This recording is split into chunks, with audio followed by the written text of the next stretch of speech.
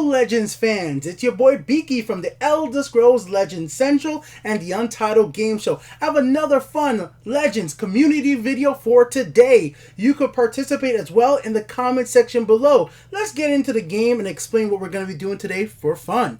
Let's have a look. So here we are, guys. We're in the decoration screen of Legends, and I was thinking today while I was out, like, what cards need to be nerfed? But what cards need to be buffed as well? And what cards are just balanced? So I think it's about time we play a little game of marry, well, not marry, kill. Marry, buff, nerf. Let's play that today. So this is going to be a new series, but it's not going to be a long series at all. We're just going to be going through all the attributes. And for today, we're going to be talking about dual attributes. So what I want you guys to go and do right now before I give you my opinion, go into the comments right this very second before I tell you what I want to pick, because I don't want you guys to get influenced by me before you write your own comments. Pick 3 cards. First, pick a card that you think is perfectly balanced from all the dual attribute cards. Whether it might be Merrick, whether it's Sentinel Battle, what you think is the perfectly balanced card for dual attributes right now in the game. Next, pick a card that you think that needs to be buffed. A card that you feel like is being undervalued right now. Maybe it's Alfred House card. Maybe whatever it is. Pick your card. Write it in the comment section below. And then think about a card, this might be hard, that you think needs to be nerfed. A card in dual attribute just maybe a little too powerful. Maybe it's Chieftain. Maybe it's Assaulto, you know, who knows? You guys pick your picks and let them know in the comment section below. Let us know. Let us know. Alright guys, so let's get into me right here. So there's 3 cards. I think it'd be fun if I start off with the card that I think I want to marry. The card that I think is just perfectly balanced for the game as it currently is in the current setup. Of course, when more cards get added to the game, things will change. So my marry card off the bat is going to be none other than the one that I have premium copies of and I've actually sold some of myself, Monk Strike. I think this card is perfectly balanced at 4 magical for what it does. Its ability to move a creature to an opposite lane and give them +3 in drain is just perfect for a 4-cost mana for a monk deck which doesn't have the ability to really ramp up magicka beyond 12 in most cases. And because of this, this seems to work so well in certain pillar for deck or move decks that feature a monk attribute. It just works so well to be able to move a burglar to the left lane and then to attack to face and win the game. But because it's a 4 magicka cost, most cases you're not going to be able to do something like move and then play a piercing javelin right after, unless the game has been going off that long. I think the cost is justified here, that you're not going to see played in all monk decks, so that's what makes it kind of balanced. But there are Pacific monk decks that's going to take a good advantage of this card, and that's why for me personally it's a card I want to marry for all those reasons. And on top of that, the art is just so cool. Like, just look at this. This is savage right here. Awesome card. So my marry card for today, guys, is Monk Strike. Personally, I think it's one of the most balanced cards in the dual attribute right now. Now let's talk about a card that needs to be buffed. We'll save Nerf for last. So my buff card is none other the Long and Faithful. Come on, guys. This card needs some love. This card is hardly ever played. I was looking on Legends-Decks, and I know this is not a comprehensive overview of every single person's deck in the game, but this card is only in the decks ever been made in the game. 13% of decks for Archer. And there's a reason for this. People don't really want to play with this card at an 8 cost at 5/5. And how would you go about buffing it is a really big question.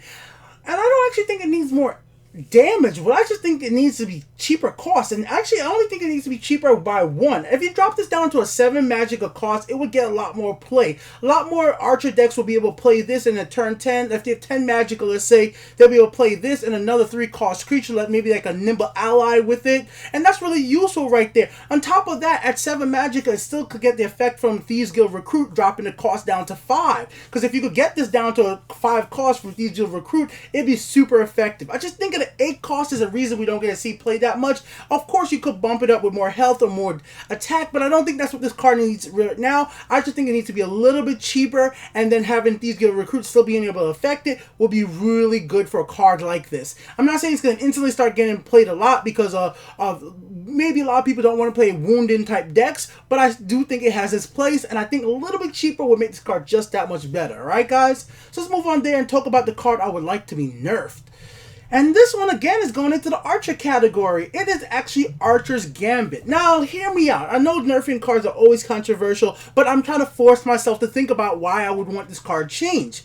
It's not that Archer's Gambit is a game changer completely. I just think it's a little too cheap. I think this card would be perfect at a 3 Magicka. Just make it a little bit more expensive so somebody couldn't play this and Nimble Ally at turn 5. Like, you know, you start out a match, you clear out the field, now you got your opponent in a good position, you got some monsters on the field, now your opponent goes ahead and plays out Nimble Ally, get lethal, they hit it with this and move to the other lane. Now, obviously, your opponent could go with Nimble, doesn't have to go with Nimble Ally, they could do this with a Fighter's Guild Recruit or something like that, but Nimble Ally is one of the most seen combo. I would just prefer if this was a 3, turn 5, I would prefer not to be able to pull that combo off unless they have that Ring of the Magic. I want this to just cost a little bit more. I want my opponent to think before using this. It's cool seeing decks built around this card so much, and it's awesome. I mean, guys, I can't complain. I mean, I really shouldn't be complaining, but I'm thinking about the game as a whole. I have a deck literally right here that's called Good Deck that's completely based around this whole entire concept of using Archer's Gambit. It's based around using that ability to move from lane to lane and popping creatures using Nimble Ally. And when I'm using this deck, and I call it Good Deck because it just works so simplistically and it's good. It really works. And obviously, if you want to add her into the mix as well into a deck like this, it would even work better. But that's just up to you, however you want to build your deck. But my point is, like, if this was just a little bit more expensive, maybe we'll see some other variety of these types of decks, because these are so cookie cutter that when I play these decks, I know what's going to happen most of the time. Majority of the time, all I got to do is make sure that I keep your lethal creature silenced and I'll be in a pretty good situation. But that's just my opinion here, guys. That's my opinion for the dual attribute cards. Would you guys agree with me on that, guys? Would you want to see these cards here get nerfed, buffed, or do you don't agree that, well, my choice of a balanced card?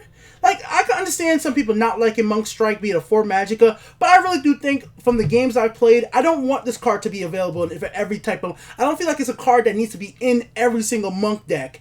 But I think the Monk decks that use it, it feels very good and feel works great for them. That's why I feel like it's a balanced card. Because the decks that use them and use it correctly work great. Now, same thing goes for the other cards I'm talking about. I feel like the cards that wound creatures, right? The cards that's going to want to do his type of effect, they usually happen a little earlier in the game. And him as an 8 cost, even though it's not a unique card, running 3 of these at an 8 Magicka is kind of tough. At 7 and being able to get the effect from Thieves Guild Recruit, being able to drop down to 5 would be really viable. Make this card so much more fun to play, in my personal opinion, and I would run it in more of my Archer type decks. Archer's Gambit, I love it. I have a deck around it, but I could see it getting a little bit more expensive. Just a little tiny nerf would be nice to this card. It doesn't need it technically in the game because I know more cards can come out and make things change up, but I wouldn't mind seeing it as well, and it wouldn't break those types of decks at all. Let me know what you guys think in the comment section below. I hope you guys went down there. Andy's Mod, everybody, Zeker, all you people watch my videos, take a moment, just go in the comments, leave your comments, guys. I'm trying to be one of the YouTubers that communicates, talk directly to you guys. Don't break that, man. I need you to comment. If you have feedback, how am I going to know what you guys like? Because if you guys hate this video, you got to let me know. Till next time, peace out, ladies and gentlemen. Till next time.